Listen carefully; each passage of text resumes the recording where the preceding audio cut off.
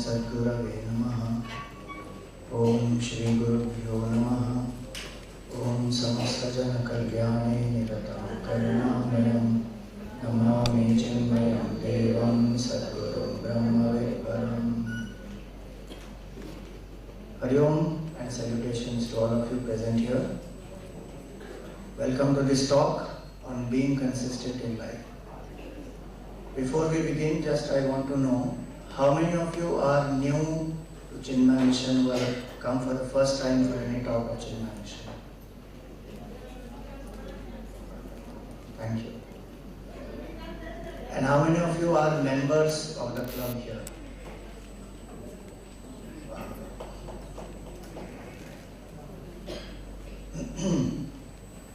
So our topic is being consistent in daily life. Without exception, all of us, we are very consistent.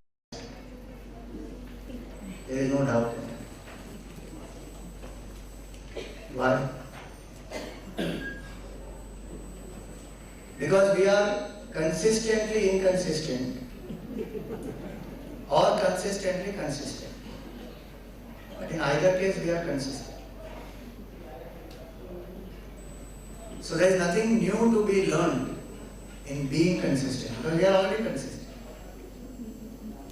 What has to be learned is how are we going to be consistently consistent.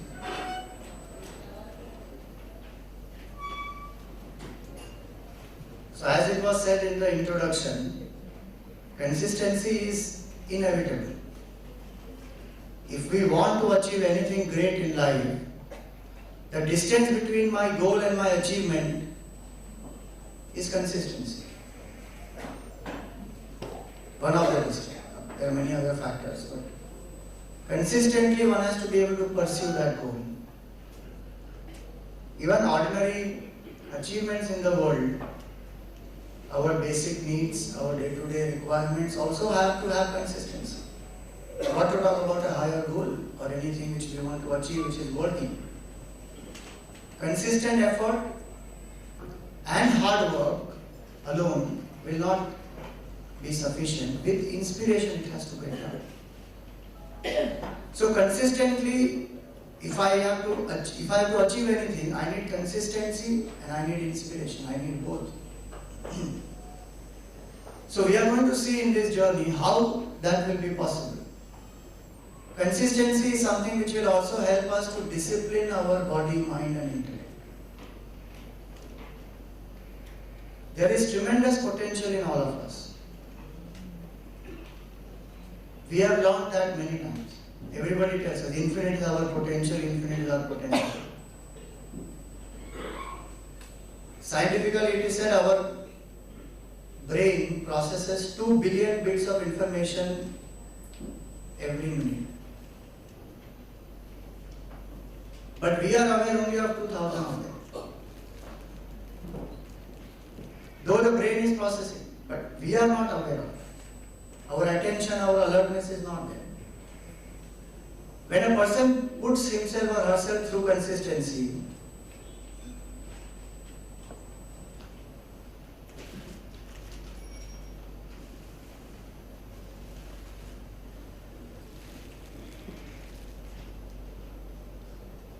that disciplining of the body, mind and intellect which happens,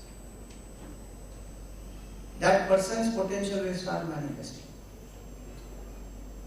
Every day, suppose consistently I am able to walk for 20 minutes. So many problems that we have today in our life will not be there.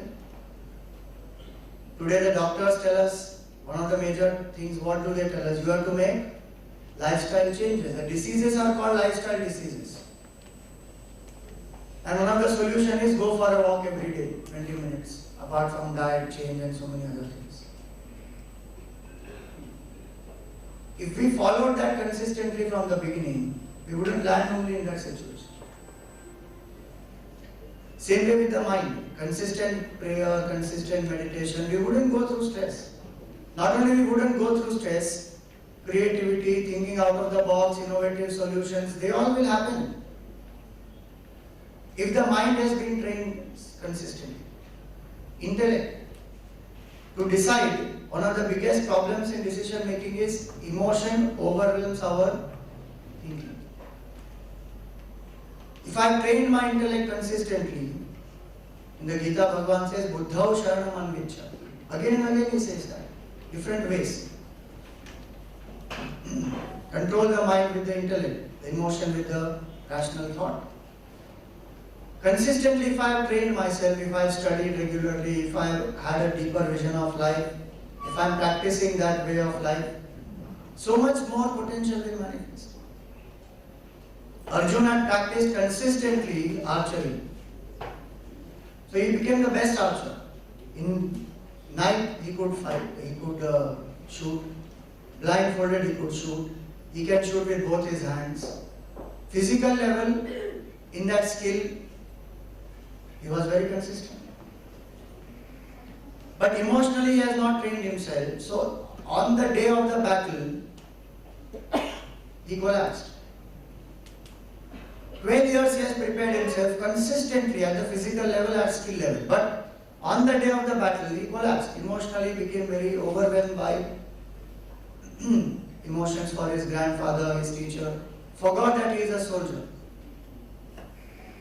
And that mighty warrior fell down from his chariot, threw away his bow and arrow, came down to the feet of Sri Krishna, and he had tears in his eyes, could not even stand.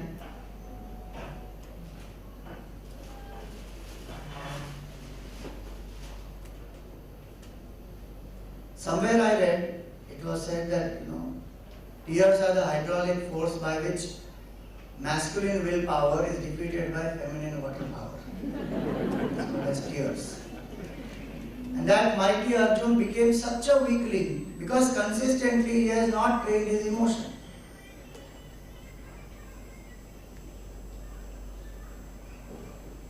Consistently we have to keep making announcement. Please switch off the cell phone. So, consistency is that which will help us manifest our potential in life. And if any worthwhile achievement has to happen, it can happen only through consistency. It cannot happen randomly. One person went to a master, music master, and he said, "Oh master, I want to become great overnight. Can you please tell me something?" Master said, "Practice for 20 years and you will become a success overnight." Consistency. So any worthwhile goal, consistency is required. It is very strange that many people, even very learned people, they think that consistency is something which is not required in life.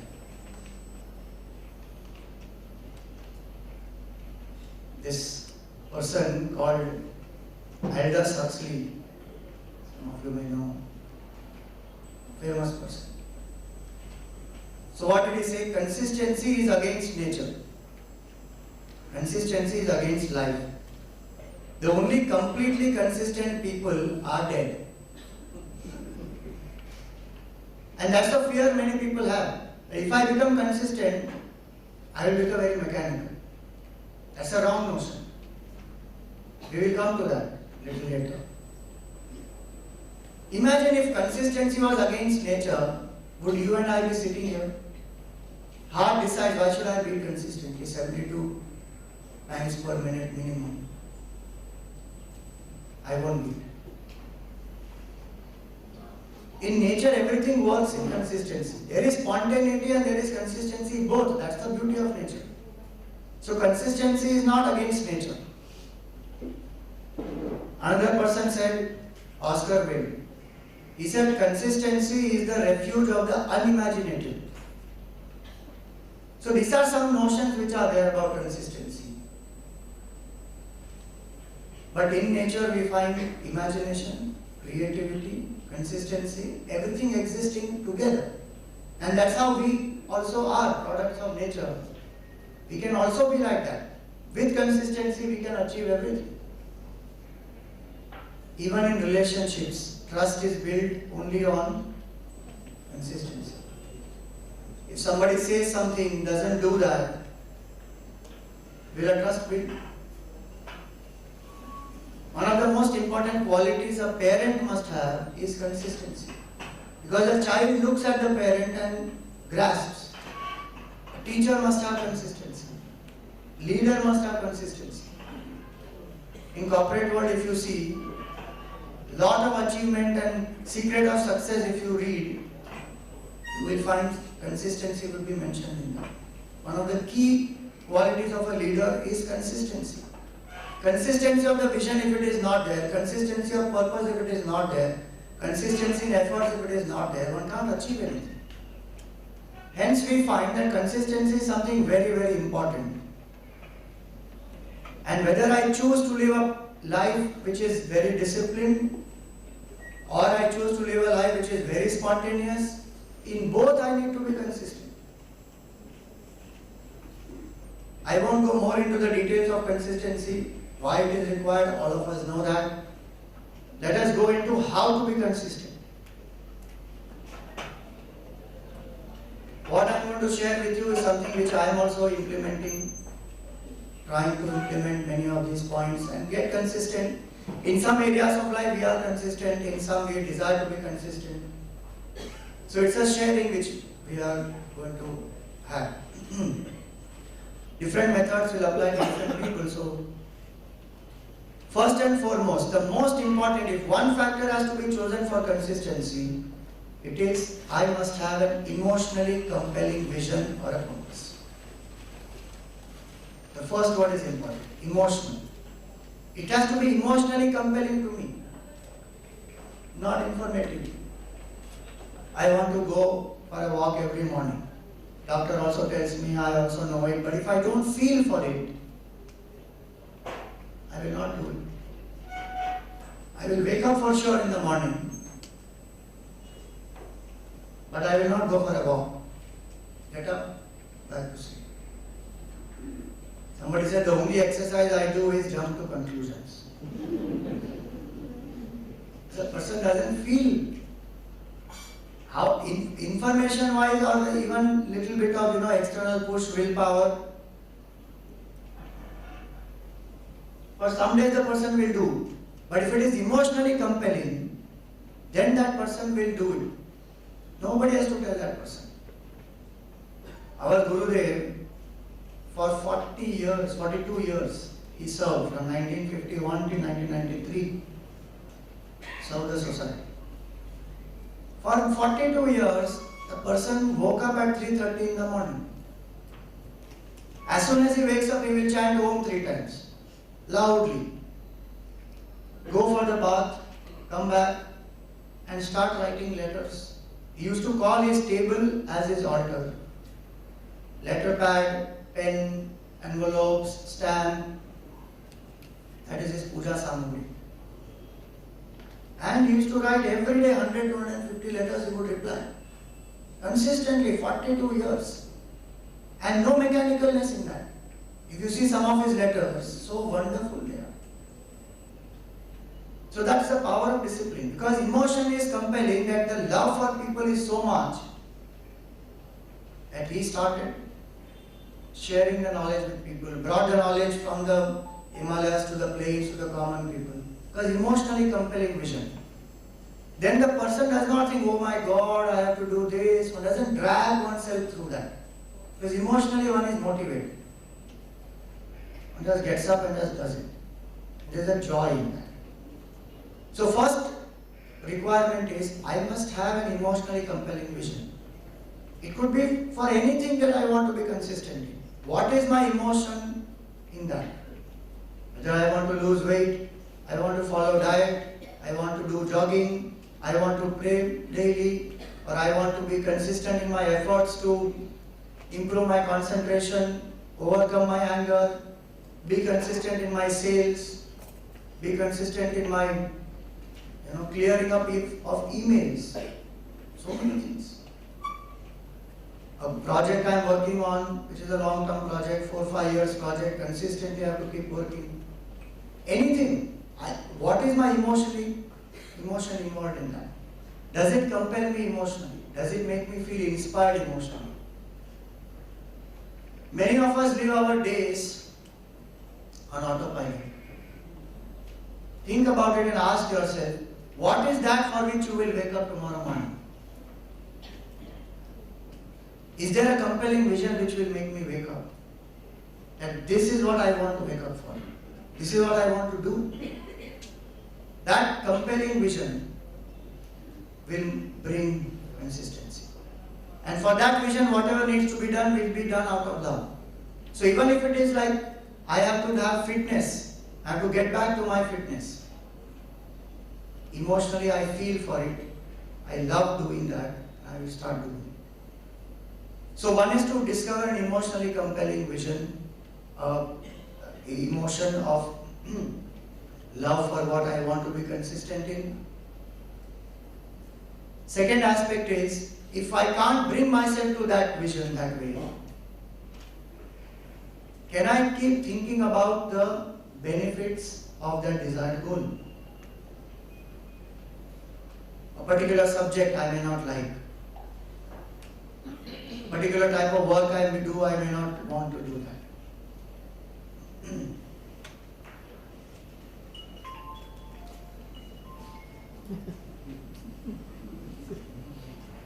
Every morning I have to get up and do the same routine. I get bored. If anything like that is there, and the moment I feel I am not feeling emotional motivation to do that, think of the benefit of the desire. And we have to reverse the conditioning in our mind. The pleasure of the pain that I will take up. So to get up early in the morning, jump out of the bed, go for a walk, is definitely more difficult than being in the bed, very cozy, comfortable, sleeping. At that point in time or before through the day, I have to tell myself, what is the pleasure of that pain? What is the benefit of that pain? And what is the pain of that pleasure of lying in the bed? Swamiji, that way, there is no pain, it's so nice. Few people are Swamis who wake up at unearthly hour, 3 o'clock, and no, we are not like that. We will get up at our, now and then we watch sunrise and say hi. Our days are ulta now. We sleep by 2 o'clock, 3 o'clock in the morning, get up by 8 o'clock, 9 o'clock. But what is the pain of that? I have to think. Because the mind works in a very simple way. Wherever it finds joy, it will go there. Wherever it finds pain, it will avoid that. That's all. I have to recondition my thinking. What is pleasure and what is pain? And it's very strange. This in Vedanta we call this as moha. Moha means to see pleasure in what is pain. Simple example, smoking.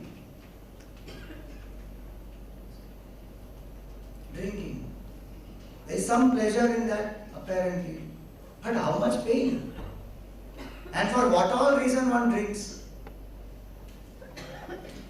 I always say that people in the world today, they all practice equanimity.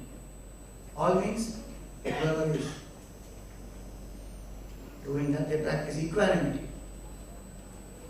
In sorrow also they drink. In celebration also they drink. In either case they drink. Why destroy my life? But false notion is there. It has become such a social thing today that if you don't drink, you are a misfit. Smoking, drinking, seeing the pleasure in something which is painful, that is called moha. So I have to recondition myself. What is the pleasure of the pain?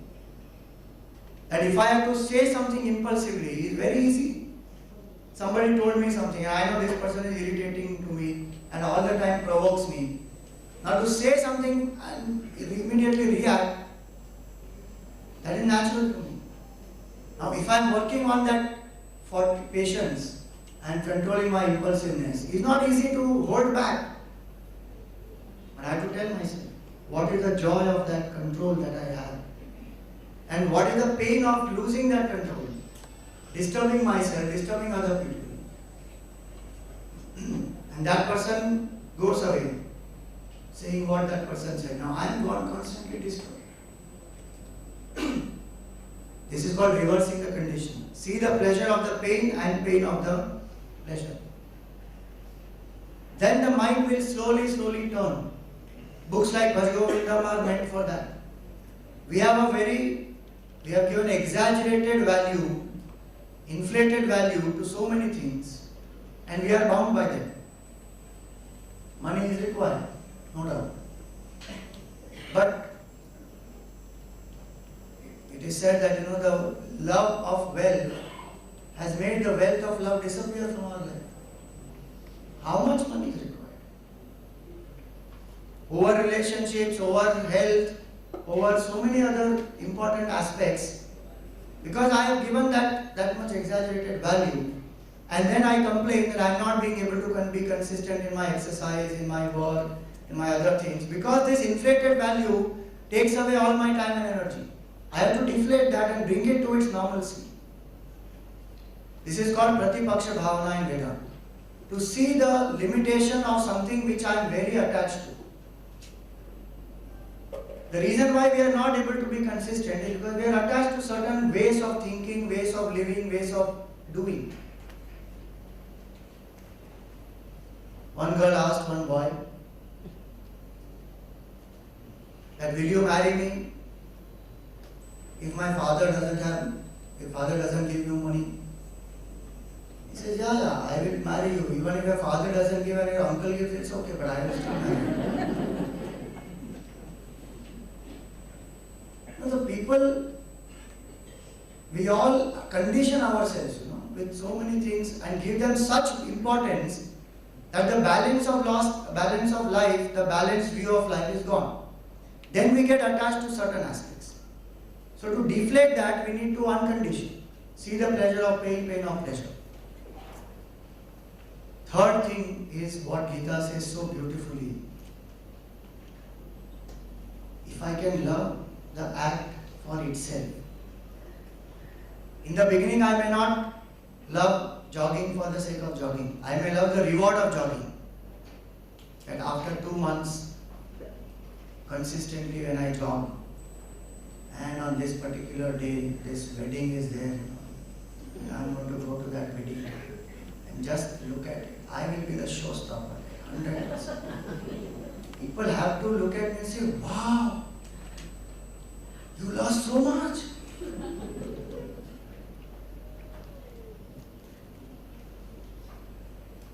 I will set a new trend, below size you.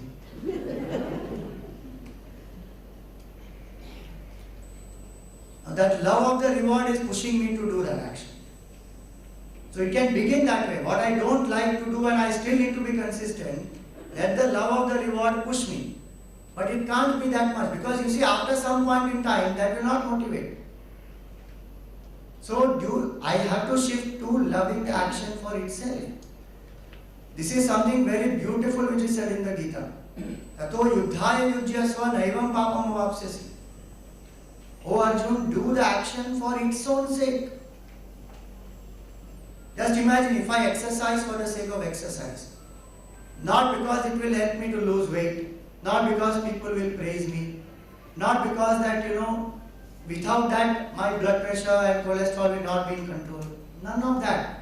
I do it because I love to do it. Exercise is such a joy. I have to start falling in love with that action. And that can happen when I pay attention. Very important. If I want to be consistent in life and I want to discover the love for what I am doing, I have to do that with full attention. When people fall in love, when they meet their beloved, do they do 20 other things before marriage? You go and meet the beloved, and then you are waiting whole day, I'm going to meet, and here and there. And then when you meet the beloved, and then you are talking constantly, and you are chatting away, and all that, what is called sweet nothings, whatever. You are talking something. At that time, boss is calling, mother is calling, anybody else is calling. Will I pay attention to all that? Because I love, there is single pointedness there. After marriage, two people are sitting together in the hotel and texting away to glory.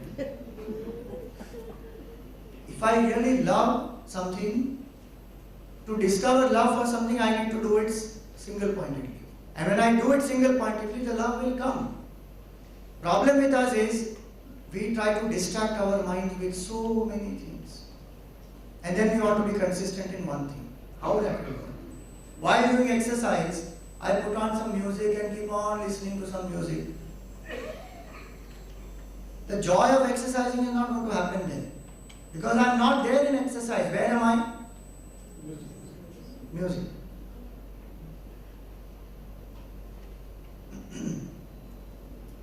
So in Vedanta we always say that ekagrata, single pointedness, do one thing at a time and you will see, you will discover love for it. There is nothing mechanical and boring in life actually, it is only lack of attention. There is so much to enjoy in that, there is so much to observe, there is so much to know, there is so much to become aware of. And I am saying this out of experience because I also have a treadmill, there is also a orbit track and I also go on a walk in the morning. And people go for a morning walk. It's not a walk, it's a stroll actually.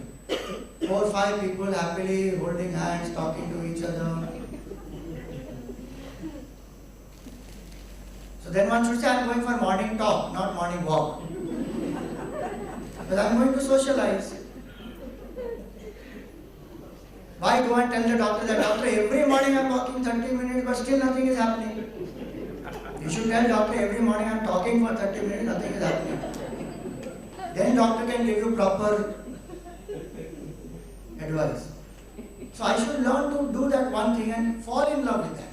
Just imagine if I love for the sake of love in a relationship, why do we feel so miserable? Because I don't love for the sake of love. I love for the sake of reciprocation. This way this person should respond, appreciate my love, give me compliment, do this for me, do that for me. But I really love for the sake of love, I don't care whether you reciprocate or not. My joy is in the act of loving. Then I will be consistent in that relationship. Teaching, if I love teaching, not the reward that teaching brings, that is a secondary benefit. But if I really love the job of teaching, and what role the teachers have played in this country, not only country, all over the world. There's one teacher, Chanakya, who did so much for the country. Abdul Kalam's teacher, the way he taught him about flying, the person got very inspired that I want to become a pilot. That's the way to teach. Because the person felt for that subject and taught with the love of teaching. So if I love teaching for the sake of teaching, cooking for the sake of cooking, exercise for the sake of exercise, consistency will happen. Nobody has to push me. And to discover that love, I should learn to do that one, with full attention. Another aspect here is, can I love the higher purpose for which I am doing all this? That must be clear to me.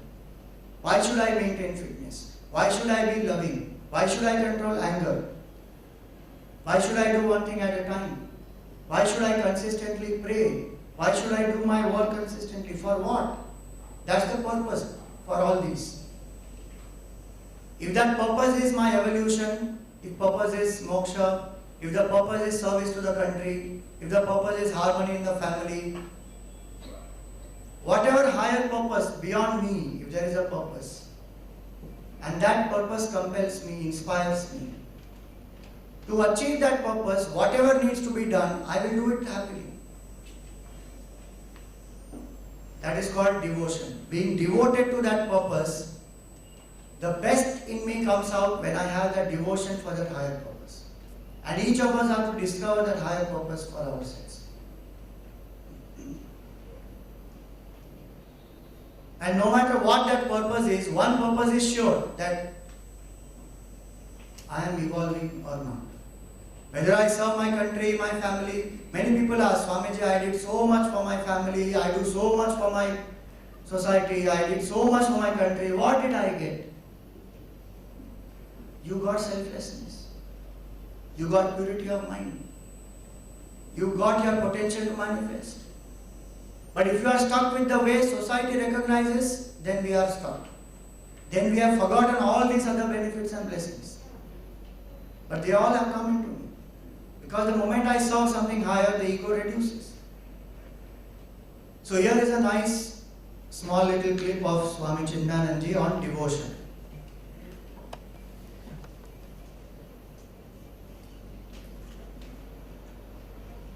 Devotion means love. Devotion means love. Love means a kind of devotion. What is devotion? A kind of love. If both are same, prema, love, bhakti, devotion. Why two words for the same thing? That is absurd. In no language you have two things of the meaning the same. There is something different. What is the difference between love and devotion? Think. You all know what is love, isn't it? I love my dog. I love my child. I love my wife. You say these all the three in one sentence. There will be a great commotion in the family for the next 1 week. But the idea is right. I love my dog. You are right. Do you love the chocolate? No, I love the chocolate. And wife? Yes, I love it. Don't you think it's even something? Hey. Nobody says that I am devoted to my dog. Except a few. No reason enough to say. No reason enough to say that I am devoted to my wife. I love my wife, right? But not devoted. But you are devoted to your parents. Devoted to your teacher. Devoted to art. Devoted to my profession. Hey. Devoted to my country. Devoted to that philosophy, political or philosophy. Devoted to the ideal, God. But I love my dog, I love my horse, I love my motorcycle, I love. You don't say that I am devoted to my motorcycle. Think of the difference. What is the difference? The emotion remaining the same. Love and devotion, the emotion remaining the same. When the emotion of love is towards something lower, I call it love. And the same emotion, when it is towards something higher, we call it. Don't accept, I told you. I think I'm sitting down and accepting. Don't accept. When the emotion of devotion or love is for a lower, it is called L-O-V-E. I love this, I love that, I love chocolate also, I love no blue color, I love blue. Everything, blah, blah, blah, blah, blah, blah. But devotion is only when the same emotion is lifted to an altar higher. Now, if all languages of the world, all of you when you are teenagers, you must have gone through one or two experience of what you generally call all over the world, I fell in love. Anybody who has never fallen in love, miserable man. At least now go and fall, my dear. I fell in love. Is there definition in every language? What do you mean by fall in love? I was only, till yesterday I was carefully happy, jolly good man. And yesterday evening in the temple I saw her. Then what happened?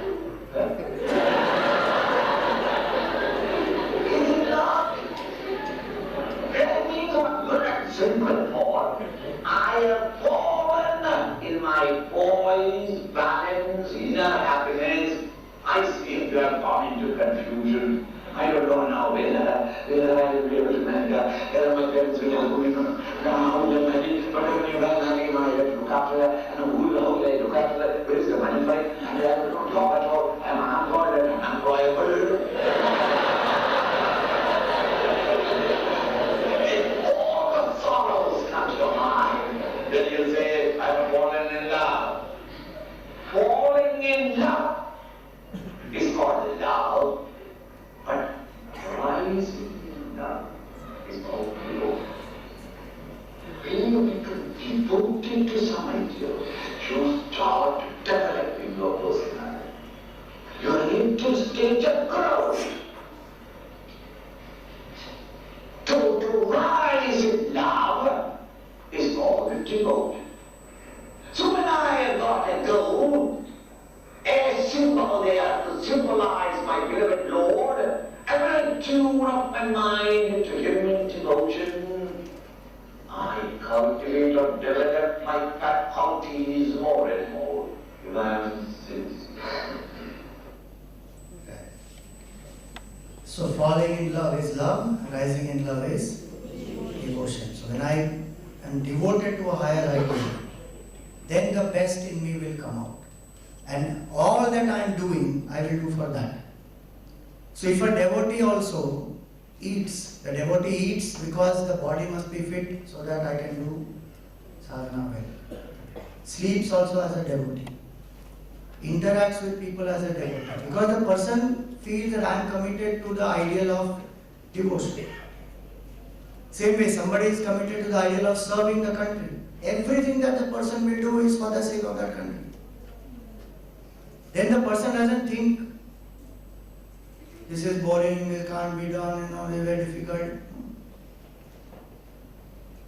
Somebody devoted to music, somebody devoted to cricket, somebody devoted to the particular field. When one is devoted to that work, then consistency will come. And that purpose should be something higher than a selfish purpose. Then the best will come. So these are three aspects. Now coming to the fourth one, in the second chapter of the Gita, describing Karma Yoga, the Lord says, Swalpam apyasya dharmasya trayate mahato bhayat. Even a little bit of this will make a person go beyond lot of fear, guilt, negative thinking, even a little consistency. So much we harbor in our mind because we are not able to be consistent. We pull ourselves down. One of the reasons is because we want to be consistent in many things. So I want to be consistent in my exercise also, and I want to be consistent in my work also. I want to be consistent in cultivating some new hobby also, and so many things that we do. And in each of them I set up unreasonable targets. And every week I must jog for 5 days in a week minimum. And we start with that. And we are able to do 3 days, and 2 days we can't do out of those 5. So then start beating oneself. I don't think this is possible. I can't do this. So the formula is always start small and grow big. Swalpam. Start small. And the goals we set must be realistic. So one suggestion is that we should pick up one thing to develop consistency and go fully into that. But we are so enthusiastic, we feel that time is less and I should become consistent in many things, then I will achieve so many greater things. And ultimately we will end up doing nothing. So let us choose one thing and say that for a month I will get myself to be consistent in this. And start small in that. First week, only 2 days a week. Second week, 4 days a week. Third week, 5 days. Fourth week, 5 days. Slowly. Because it's not easy to break the conditioning of the mind and the body. For years the conditioning which has been there, suddenly how will it break? It needs its own time. So always start small and grow big. But we all believe in that instant zamana. So many advertisements. Lose 7 kilos in 3 days. Apply this thing on your belly and you will not have abdominal fat. And put this belt and sit and watch TV and all your fat will disappear. What all comes? One husband called his wife, "Hey, come here, come here, come here." He said, "What happened?" He said, "You know the weight that I had lost, I found it here on the weighing scale." It's there.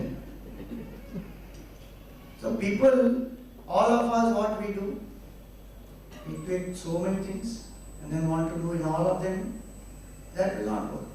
One thing at a time. And full attention on that. And it will happen. Consistency, in fact, is our nature. The reason why we are not able to be consistent is also because we want to achieve so many other things and we are insecure about that. So we feel little of all if we do is still better than doing one thing fully. But one doesn't realize that if I do one thing fully, suppose 30 days I am focusing only on fitness. It's not only fitness that I am going to achieve. Most importantly, I am going to achieve a mind which is focused and single pointed. Now with that mind, whatever I do will happen. But if I don't do this, and I put my mind into 20 things, even after 1 year I will still be where I am. Hence, it is important to have that single pointedness. Fifth aspect is, in consistency also we should be specific. Like how they say in goal setting, SMART goals, specific, measurable, achievable, realistic, time bound. Same way in consistency also. Set goals which are specific. Set those targets. That this is what I want to be consistent in this way. Don't say I want to lose weight or I want to become more positive. That's very general and very vague. So when the mind is not very clear, it can't implement. So we say, so example given here, suppose we say I want to become consistent in appreciating what my spouse does. If a spouse realizes this, it's a great leap in evolution. That I must appreciate what my spouse does. Lot of divorces will stop if this one simple thing is followed.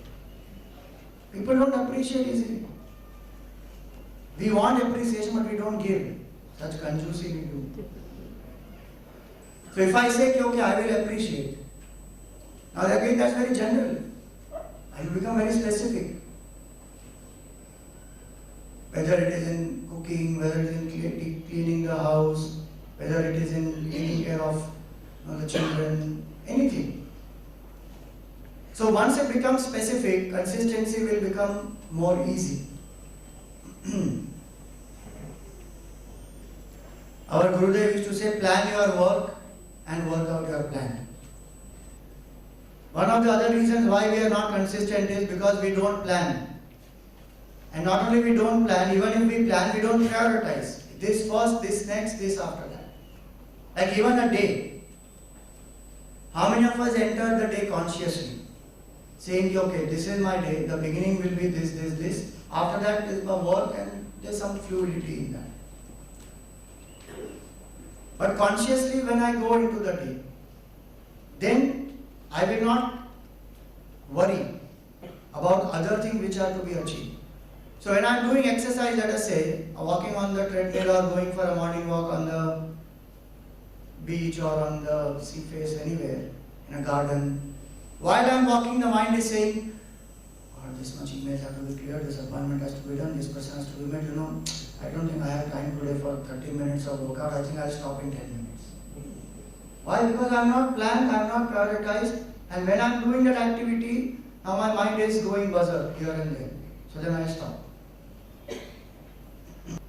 So one is to do plan, effectively plan, and then consistently work out that plan. Compromise should not happen in that plan. Flexibility is required. That point will come ahead. But planning out the work and then focusing on one thing. So management mantra is 1 minute mantra it is. There's a book called 1 Minute Manager. Take 1 minute to prioritize 1 minute to focus, 1 minute to execute. Prioritize, focus and execute. If I don't prioritize, focus is very difficult. And if I don't have priority and focus in execution, I will be very, very inefficient.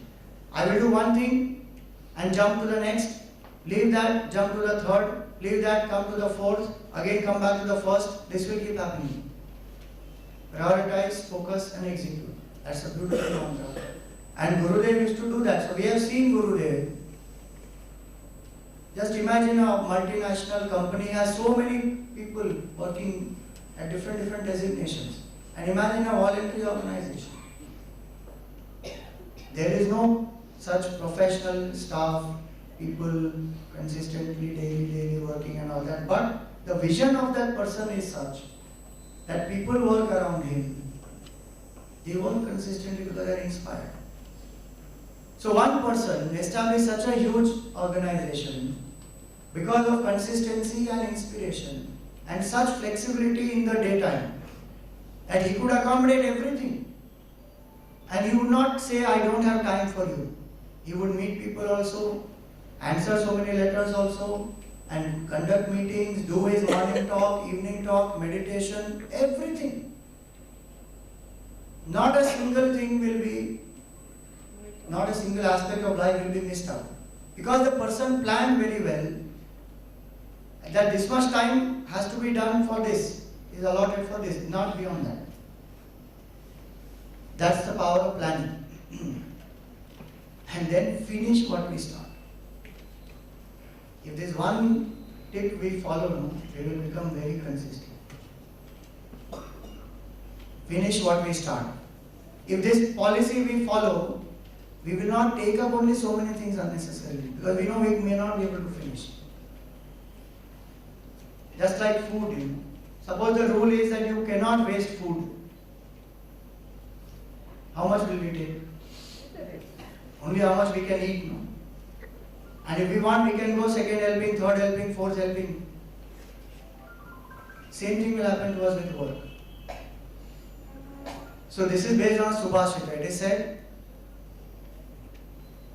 Anarambho Manushyanam Prathamam Buddhi Lakshanam. That a very wise person is one who will not commit only. Who will not take up and who will not commit. Anarambho Manushyanam Prathamam Buddhi Lakshanam.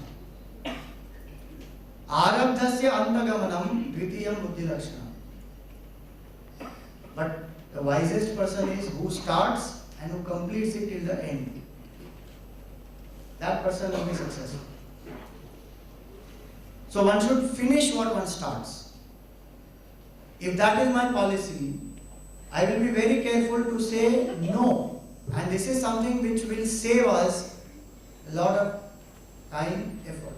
The capacity to say no and say no politely. What we do,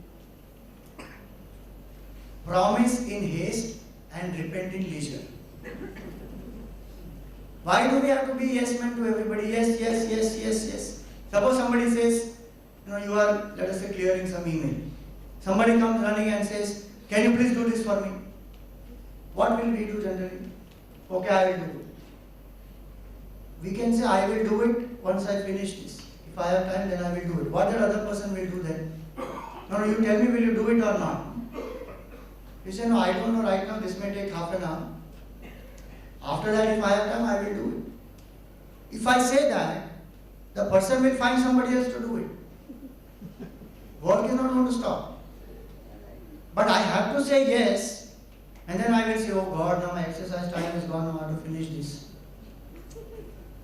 So what am I doing? For somebody else's hurry, I am paying the price.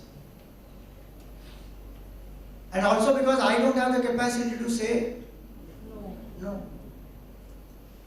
That I have to learn. So if I have this policy, finish what I start, then this will not happen to us. And I will be very clear, okay, this job requires this much effort. So planning and finishing what I start, they go together. If I plan very well, this will take this much time. And then to finish this. So in between interruptions, I can handle very appropriately. And definitely we must enjoy a routine. some part of the day must be a routine for us.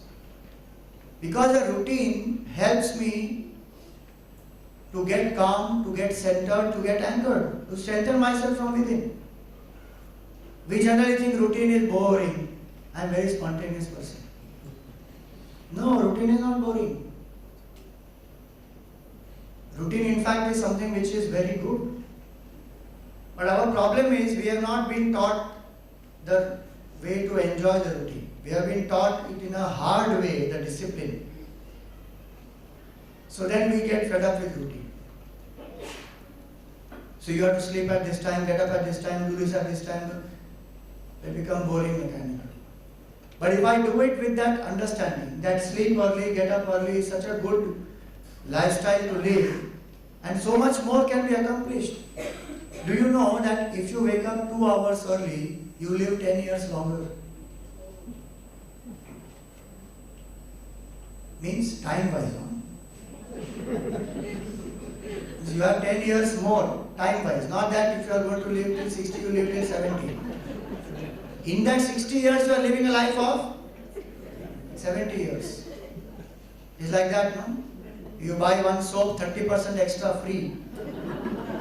It's like that. Just 2 hours early if I wake up.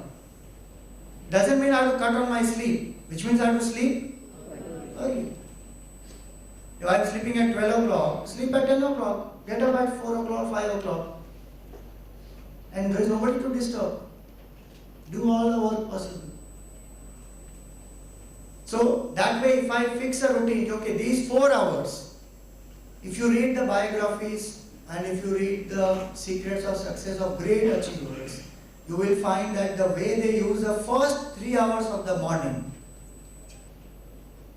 they all have one thing in common, that they use first 3 hours of the morning for self-development and for catching up with certain things which require their exclusive attention, where they don't need to be disturbed by anything. They do it in the morning.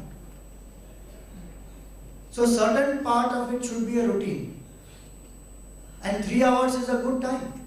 Exercise can be finished, prayer can be finished, so many things can be finished, first 3 hours. Then be available for the people, no, rest of the 18 hours or 16 hours, whatever it is. What we do is, in the name of being available to people, we don't take care of ourselves. And we can't serve people if we are not fit. So it is not selfish, one, and it is something which we must do. So if I have a routine and I anchor in that routine, and very important is, during that, let us avoid all distractions. First thing in the morning, what should I do? Enter into the day with a positive resolve that this is a very nice day, beautiful day. Thank the Lord, do some prayer, or spend some time in meditation or solitude, being with nature. But what do I do? You know, when Bhavya children are there, we teach them. Karagre vasate Lakshmi, karamule saraswati, karamadhe tu govinda, prabhate kara darshanam. Which means, in your hands, you have the power to generate wealth. Karagre vasate Lakshmi. How do we count wealth? Like this. Karamule saraswati. In your hands, with your effort, you can gain knowledge. All the books are held like this here. Karamadhe tu govinda. What is that? It is the support of all this. It's the supreme reality. Don't forget that. Prabhate kara darshanam. So I am telling every day to myself that in my hands, in me lies the capacity to attain prosperity, to attain peace, to attain knowledge, and live a beautiful day. That's the way to begin. And a lot of people think it is for Bhalviha. And they ask children, are you chanting? But once they grow up, they don't chant. And once they grow up, what do? Karagre vasate Facebook, karamule tu WhatsApp, karamadhe tu Twitter, prabhate kara darshanam. One sleeps with the phone on the side and gets up with the phone. So, morning time, while doing exercise, while doing meditation, people take the phone and sit on the pot and they're going on browsing. What a place that is. Hygienically terrible. I don't know why people have libraries there also, but anyway they have. Such a huge house, 7-bedroom house, but they will sit on the pot and read newspaper. Hygienically terrible. So in the morning when I am doing things for mind, exclusive self-development, for 2 hours, 3 hours, or whatever time you fix, we can keep the distractions aside. Then only that love for that thing will happen. Then I will enjoy it. Then I don't need some extra relaxation separately. I'll enjoy that. It's a rejuvenating process. There are such research done that people who sleep, the last thing which they do before they sleep is if they are watching their phone and doing something on the phone, their sleep patterns get disturbed.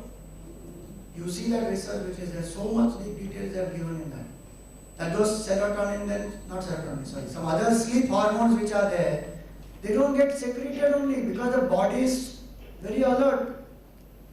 And in the dark especially, when the lights are off and you are reading, so bad for the eyes.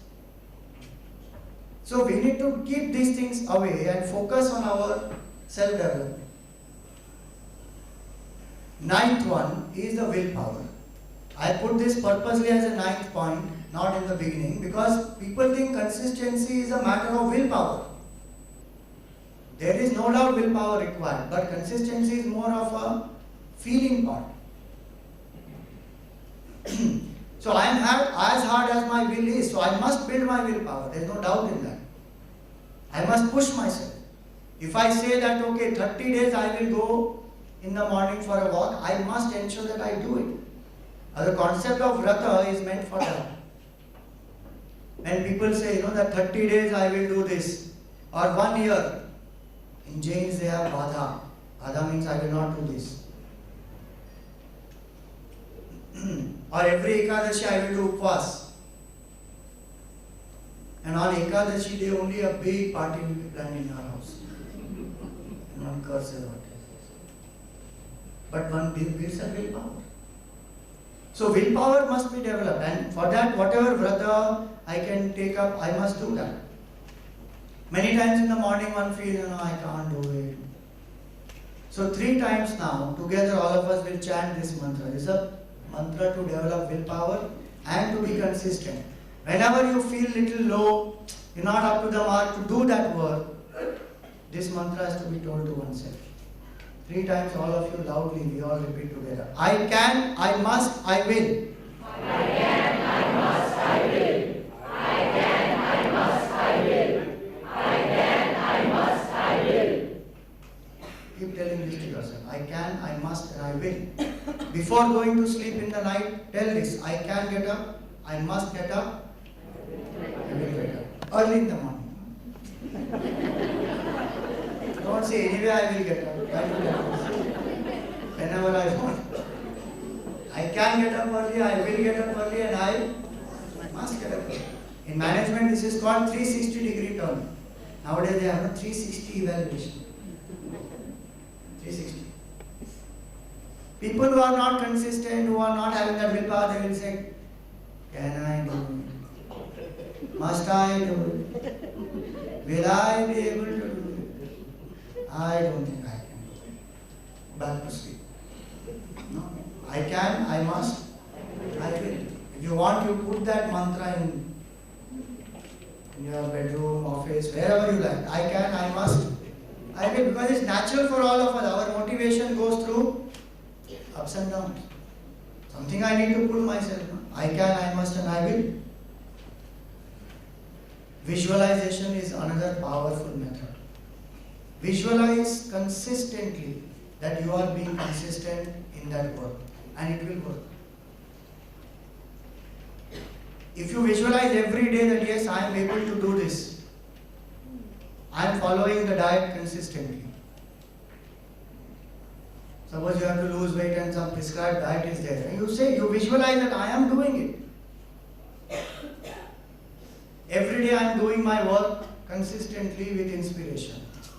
My email backlog is not there. Whatever it is, you want to be consistent in. Visualize that very deeply with that feeling that you are doing then all the contrary feelings which we have no towards it, they will all go away. That intrinsic motivation will come. So visualization and auto-suggestion is something which is very powerful. More on this you will know in psychology they use is very powerful. To imbibe values, visualization is used. To cure negative thought patterns, visualization is used. To inspire you for a goal. So you have to make a picture of the goal and keep thinking about that, visualizing it, feed energy to it. And it will push you, your body will be pushed to achieve that. Mind will be pushed to achieve that. And one more method they tell us is a vision statement. So whatever you want to be consistent in, you write it down. And every morning, evening you read that. Which is what we did in our traditional method through Shanti mantras and through prayers. That every day I reminded myself that this is what is my attitude, this is how I want to live, this is how I am going to live. And finally it is meditation. Any method of making the mind quiet, if I learn that consciously and make the mind quiet, anything that you send in a quiet mind will go very deep. Even if it is 10-minute meditation. Whether you focus on the breath or a mantra or on a circle of light, anything. Something which will make the mind consciously, the quantity of thoughts will come down. And the mind will become positive. Mantra will achieve all the three easily. Quantity of the thoughts, quality of the thoughts, and direction of the thoughts. Quantity will reduce, quality will become positive, and direction will become introvert. And every culture has mantras. So any mantra can be used. Gayatri mantra is one of the best mantras. Om Namah Shivaya, Mrityunjay mantra. Buddhism has Om Mani Padme Hum. And nowadays the Buddhists chanting, the mantra they use is Namo Ringekyu, something like that. So every culture has. Navkar mantra is there for the Jains. Ik Omkar is there for the Sikhs. Hail Mary and Jesus is there for the Christians. Repeated chanting of the mantra, make the mind quiet and send the thoughts into that mind. It will work. 5 minutes, 10 minutes. You say, no, Swamiji, my meditation only is not consistent. For that, what to do? Then visualize being consistent in meditation and then sit in meditation. And it will work.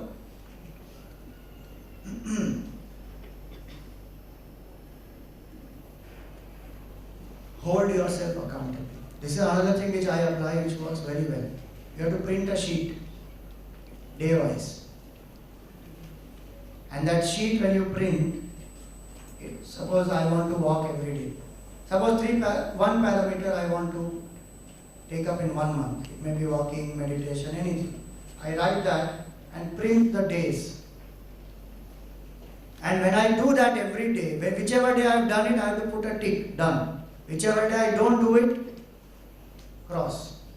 And it will have a psychological impact. When you see 4 crosses straight, one by one, it will push the mind, thinking why you have not done. I have to hold myself accountable.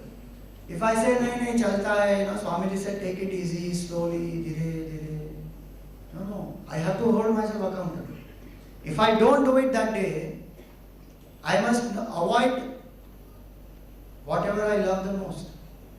Suppose I love browsing the most. So if I say I didn't go for my morning walk, no browsing, no chatting, no Snapchat, no Snapchat. No WhatsApp for today. 1 full day. Mind will say, what a fool you are, better you would have gone for jogging. So I have to do that, I have to hold myself accountable.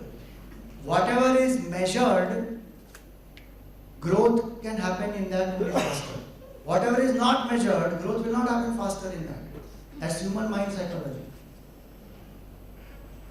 And lastly, have fortitude. That in this journey of consistency, there will be obstacles, internal obstacles, external obstacles. And you may decide that, I will go for a morning walk every day now. And on 3rd day onward, it starts raining. You say, see, Swamiji, God doesn't want me to do walking. I'm telling you. God has nothing to do with it. Your mind is just telling you. G.D. Birla used to do that walking every day. Gurudev used to give example of his. Because he used to stay in their house some early years and then do yajnas. And he would give that example of Mr. G.D. Birla. He would say that, here is one person. Come sun, come rain, come cyclone, come anything. He will go for his morning walk, wearing a raincoat, wearing whatever is required. But that morning walk cannot be missed. And he will do it. That's the mindset. So there will be internal obstacles, external obstacles, many things will come. But that's why that first point, if I'm emotionally charged about it, I will find ways and means to still do it. Don't we do that? Yeah. For so many things that we love. Electricity is not there, but do we stop browsing? Do something, put one generator, get something, do it and then see it. Because then I love that, then I will do it. So here is another small clip about Ganga. That what is the attitude of Ganga, Mother Ganga? The attitude of fortitude. We should develop that attitude. Dhananjaya is one of the titles given to Arjuna. Hey Dhananjaya, Yoga Guru Dharmani, do all your functions, all your performances, all your actions, centered in your ideal. Be it God or an ideal in the world outside. Hold on to it and act in the world outside. Siddhya Siddhyo Samo. And once that you are entered into the field of action, don't you ever get flattered by success or failure, siddhi or asiddhi. You act on, unperturbed by the various obstacles that might arise in your path. When Mother Ganges starts from the peaks of the Himalayas, she has already decided to go and reach Bay of Bengal. She is flowing down millions of gallons of water per minute. Do you think that her path is a red carpet? This way, please, this way. No. Here, every square inch there are obstructions. Small pebbles on the roadside, on the bed of the river, gives a beautiful melody, a songful sound from the water rumbling through it. When she meets a little obstacle, she gracefully jumps over it. If that obstacle is little higher and she cannot jump over it, she doesn't stop there and despair, saying that, what can I do? She collects her white sari and goes around, foam and lather around. Supposing she meets a ring of mountains, she can't jump over it, she can't go around it, she giggles, takes it a joke, and rubbing her shoulder at the foot of the mountain, she goes, and she knows that the mountain cannot be for eternal time. It may be 1 mile or 2 miles, and where the mountain is ended, she turns around the mountain and again proceeds in the same direction that she had decided to the peak of the Himalayas. Ultimately, she pulls herself into the Bay of Bengal and reaches all the 7 oceans of the world. Be like Mother Ganges. You have a goal in your hand, and the higher the goal, greater you must expect obstacles in life. But no obstacle should upset you. Meet them gently.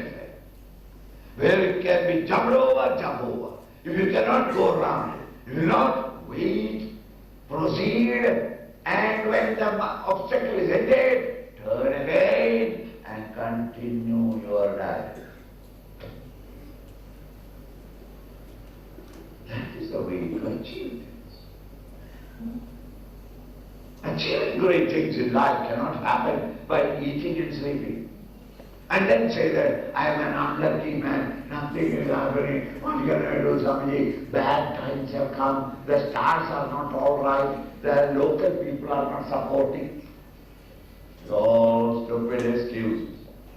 A real man of action, he pursues his path and reaches his destined goal or determined goal. Right, so be like that Mother Ganges, and any obstacles that come, one should be able to circumvent all of those. So now the last 5-10 minutes of this presentation, we are going to see there are two wrong notions about consistency. Number one is, many times we are not able to be consistent because we think it is a waste of my time or it is very time consuming. Even a simple thing like eating on time. Today we have a lot of lifestyle problems because we don't eat on time. Why? No, I don't have time for it. It's very time consuming. It will actually take only 10 minutes. But the notion in the mind is, no, I don't have time now, I am doing so much, I have to do so much. Because you have to do so much, you need more energy, take that break, 10 minutes, eat. Then consistently you will eat on time. And what they say nowadays, 6 meals a day. Small portions. Chappan bhog, why we offer to Krishna Bhagavan? Because 7 days he stood holding that Govardhan mountain on his small finger. And every day he used to have 8 meals a day. So he was not able to eat for 7 days, So all the villagers said, you eat 8 meals every day. 7 days you didn't eat, so we will make chappan bhog for you and we will bring.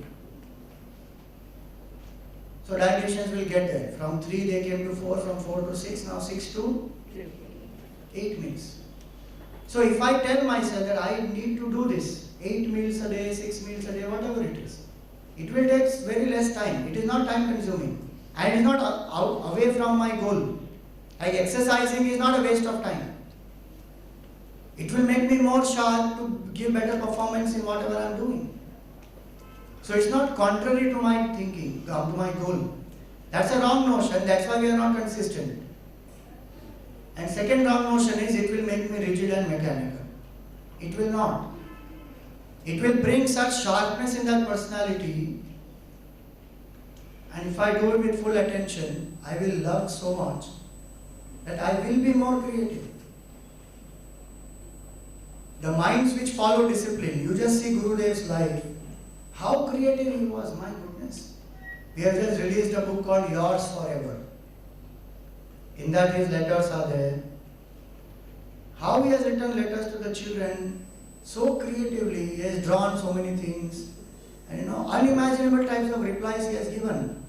Because he used to follow that discipline that gave him that freedom to do that. So it will not make me rigid. And in case somebody is being rigid about it, it is not the problem of consistency, it is a problem that that person has got attached to that schedule.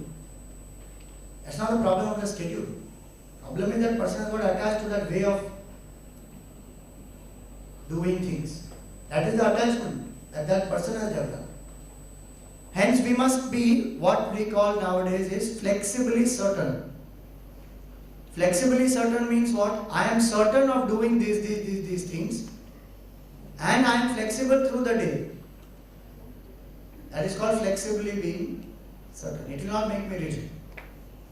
Now, we have seen so far how to be consistent. It is also very necessary to know what is that which we do which depletes my consistency or destroys my consistency. One is impulsiveness.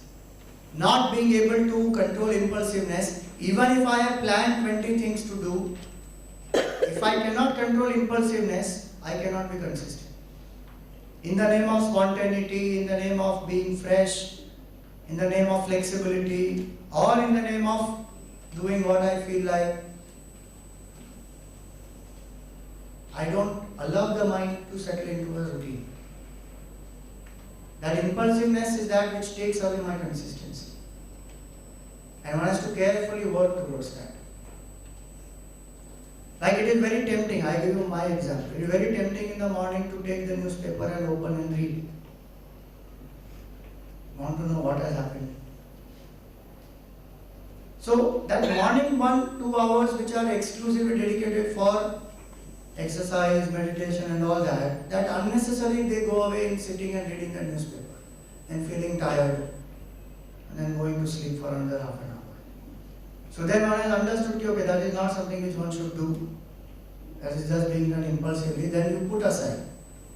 So for many months and years I told my newspaper person, you give me the newspaper in the afternoon, don't give me in the morning. So like that one has to find out what are the areas where I am impulsive, which is taking away my time and energy, and I am not able to follow my plan. Second thing is, that's why Gurudev used to say that not to do what you feel like doing. Their feel is impulsive feeling. That is called freedom. In Gita, that is through the raga and dvesha. No likes and dislikes. Strong likes and dislikes, they do not allow us to be consistent. Those have to become weaker. Attachments have to go. Somebody asked, why was a yogi not able to vacuum his carpet? It's a PJ. So the answer is, because he lost all his attachments. So you are not able to vacuum the carpet. So I have to control my impulsiveness. How to control? By that willpower. By sticking to that plan. Second is negative thoughts. There will be some thought in me which will always keep telling me, you are not good enough. You are stupid. You are lazy. You can't do this. Why even you are thinking about all this? This is not possible for you. That negative self-rut one gets into.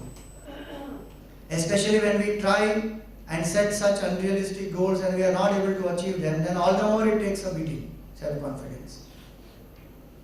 So I have to defeat that defeatist in me.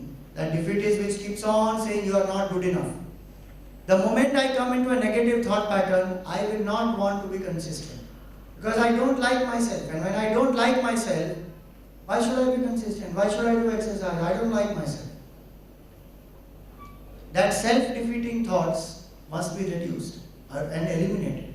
This is a cycle. When I have low self-esteem, then there is self-condemnation. Self-condemnation has fear of failure. Fear of failure will make me avoid action. I don't want to do. I will be very inconsistent. So my action also will be inefficient. It will lead me to failure. Again that will bring still low self-esteem. Now this goes on. Where will I break this cycle? In my thought. I have to learn to love myself. So, two most important things. One is the higher purpose or emotionally compelling purpose. And more fundamental than that is, do I love myself? It is not selfish to love oneself. Many people think if you come to spirituality, they will tell you, give up the ego, give up desires, give up this, give up that. That is afterwards. Final stage. First give up negative thinking, learn to love oneself. I have to come to self-love.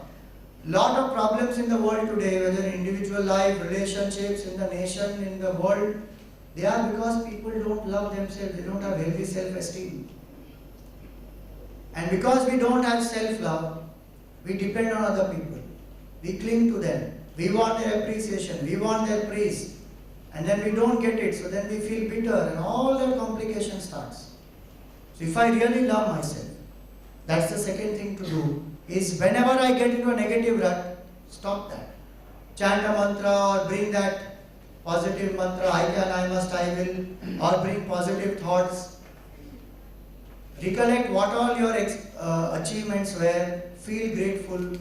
These are ways to change the negative thought. Third thing I already spoke to you about is the distraction. Avoid distractions and temptations. If you are wanting to lose weight, don't walk into a pastry shop. And don't apply that false logic that Swamiji, to be in it and not be tempted by it, that is real self-control. That you may do 1 out of 10 times. 9 out of 10 times, we fall for it. So wise seeker avoids temptation rather than fights it. The example given in the Gita is of a tortoise. The moment the tortoise feels that something is harmful, immediately it withdraws. It doesn't say, let me go and see that how it is. It will withdraw. This is not conducive to me, I withdraw.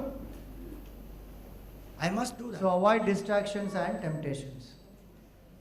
Disintegration is another thing. If I give a word, I must keep it. More and more disintegration I have, less and less consistent I will be. Thinking, feeling, doing. If I say what I feel and I do what I say, that is integrity. That person will be consistent. The person who doesn't follow what one thinks, says, and acts something else only cannot be consistent in life. And this is one very important aspect of parenting. If parents are not integrated, the child will not learn integrity. If the parents say that this must be done at this time and they are there to do it, then the child learns that. This cannot be done and the parents stick to it no matter how much the tantrum the child throws, the child learns it. So that is important to have integration. That is called yoga actually. To unite BMI. To follow integrity in thought, word and deed. And last depletion is inability to handle failure. When I am not getting the result or I am not able to be consistent to the extent I want to be, if I cannot handle it objectively, then I will not be consistent. I may try so many things, but I am not losing weight. What do? Give up. I don't think this will happen. Or I am not able to wake up in the morning. Or I am not able to consistently do my work with inspiration. So I give up on that. And I feel that no, this is not possible. And I feel very low about that. So inability to handle failure or a temporary setback. How much pressure today in life is there that young people are committing suicides. That person who was working abroad just now recently, some person who died in US parking lot, he was found dead. Pressure, so much pressure. And in certain cases not able to handle certain failure because target is unreasonable, lifestyle is not healthy and so much pressure one is going through. So inability to handle failure. Failure is an event, failure is not me. I have to distance myself. We always say in Vedanta, in the world they will always tell us your work determines your worth. But in Vedanta we say, separate your work and your worth. You are worthy no matter what you achieve and what you don't achieve. Divinity is our own nature. And from that when I center myself and I act, I will be better equipped to handle the stress and the challenges of life. So these are five aspects which deplete our energy and do not allow us to be consistent.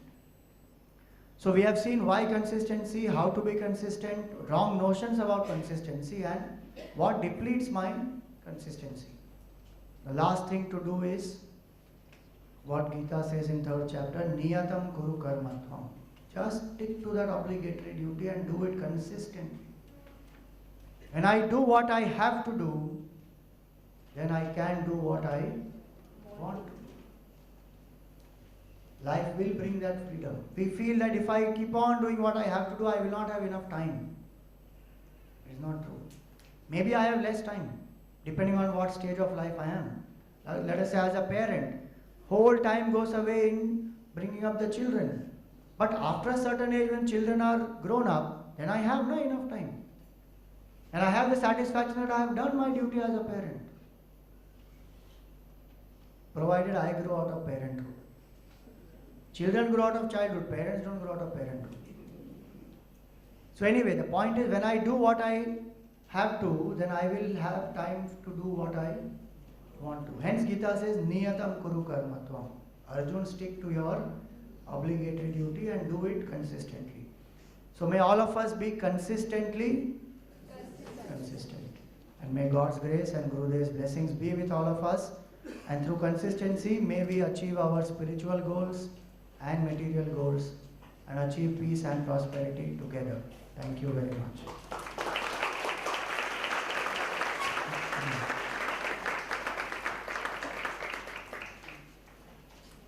So there is one prasad that you have to take as you go out. We are giving you a daily chart where different activities are listed. If you like, you can start choosing any of those and start marking your consistency in them. So that's the prasad from a book called Meditation and Life that we are giving you. And you also have two announcements with you. One is a camp that I am conducting in monsoon. It's a one-day camp in our ashram at Lonavala. If you like, you may participate. There would be talks, there would be movie sessions, group discussions, meditation, many beautiful things. And also there are many sessions happening in our center here itself at Juhu. Brahmachari Nidhiji, she is the Acharya, and there are many sessions which are happening in Chinmay Priyam. It is just opposite this Mithibai College in the lane there. So go through this and this will give you more details and you are welcome to join. Any more details you want about our organization, these are the places you can. Thank you very much. We will conclude with the Shanti part. Om Asatoma Satgamaya Tamasoma Jyotirgamaya Mrityorma Amritam Gamaya Om Purnamada Purnamidam Purnat Purnamudachyate Purnasya Purnamadaya Purnameva Vashishyate Om Shanti Shanti Shanti Hari Om.